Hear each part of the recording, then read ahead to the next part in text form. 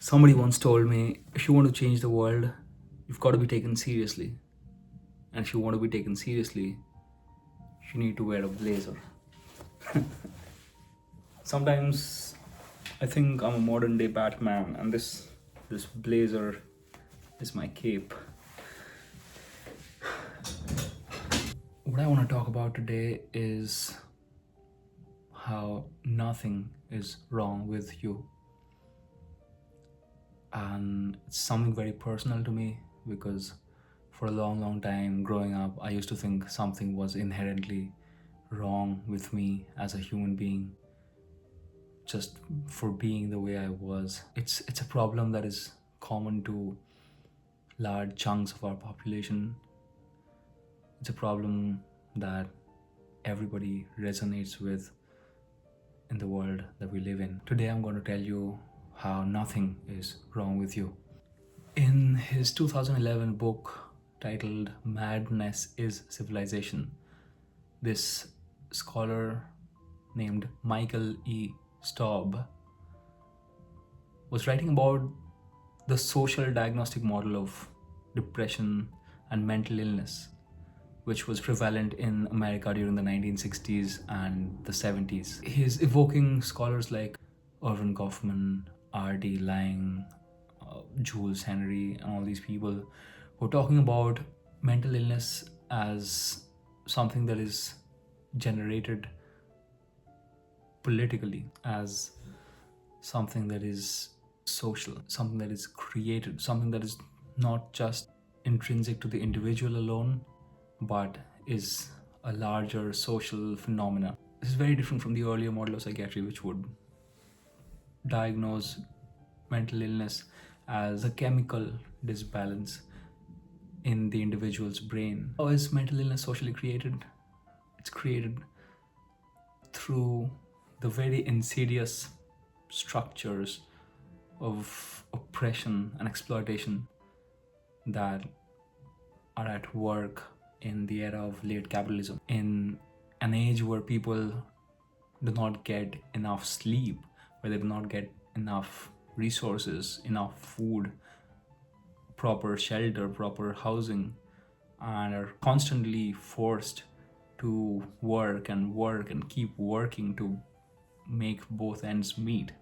That is a soul crushing, heart wrenching, and even physically exhausting process, which is bound to make a person feel disconnected from their own selves. And Svetskovich also talks about the idea of depression as a public feeling and not just an individual's burden alone, in her book Depression, a Public Feeling, which came out in 2016. Now, what I want to talk about is how when we are feeling sad, when we're feeling kind of lonely, when we're feeling heavy, we hardly realize that it is a systemic issue. We hardly think that it is a social problem.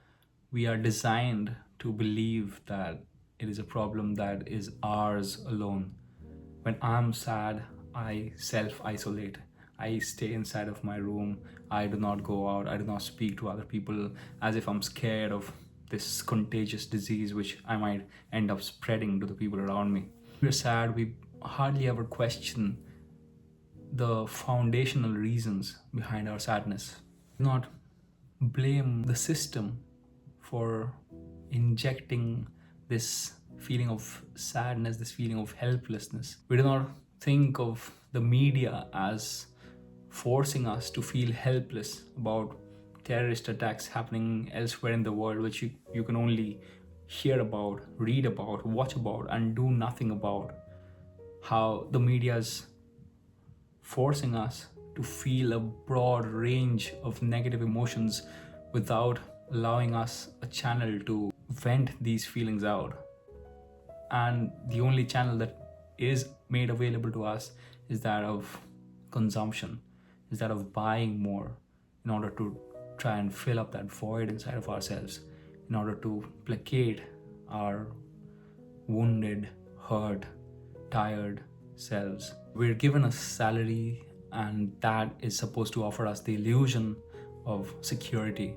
What that is essentially is a kind of veneer that covers and shrouds the truth of our vulnerability, of our precarity. Even the idea of the self has been extolled, exaggerated to such a point that our whole project in life must be to create, fashion, model a self that is ideal, superhuman in a sense, that is free and liberal and agentive and autonomous, always in control, when the truth is that we are never in control. We are always on a planet where anything could happen. We are at the mercy of nature, no matter how hard it seems to accept it sometimes. The idea of the self that is being promoted these days is a very individualistic, a very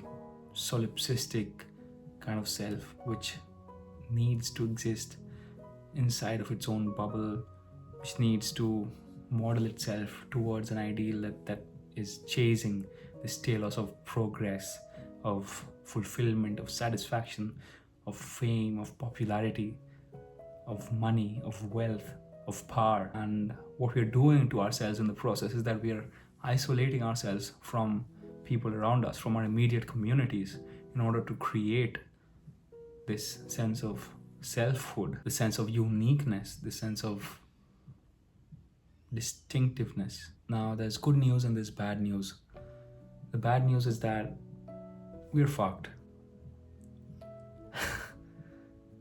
The good news is that once you're able to tell that you're fucked, it gives you a sense of power, it gives you a sense of agency. And although it might not seem like much, this agency is all that you need to be able to choose, to make conscious decisions, to think critically, to question the world around you, to know that we are living inside of a make-believe universe which is being controlled by the puppeteers who we will never see, for pulling strings that are affecting people who are on top of us, and then us, and then people who are below us, in this weird hierarchical system that we've all so readily accepted and surrendered to.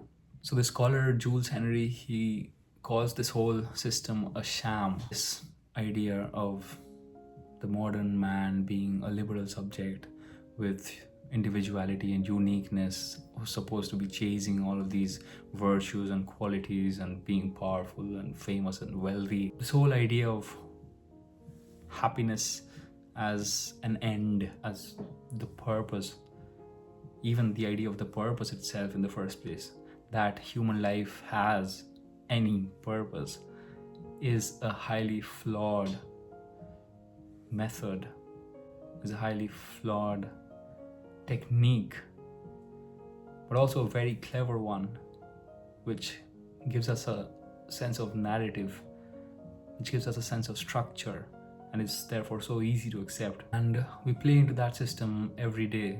When we wake up, we go to work, we do not question what we're doing. We rush, we count our money, we invest in banks, in FDs, we consume things we do not even need.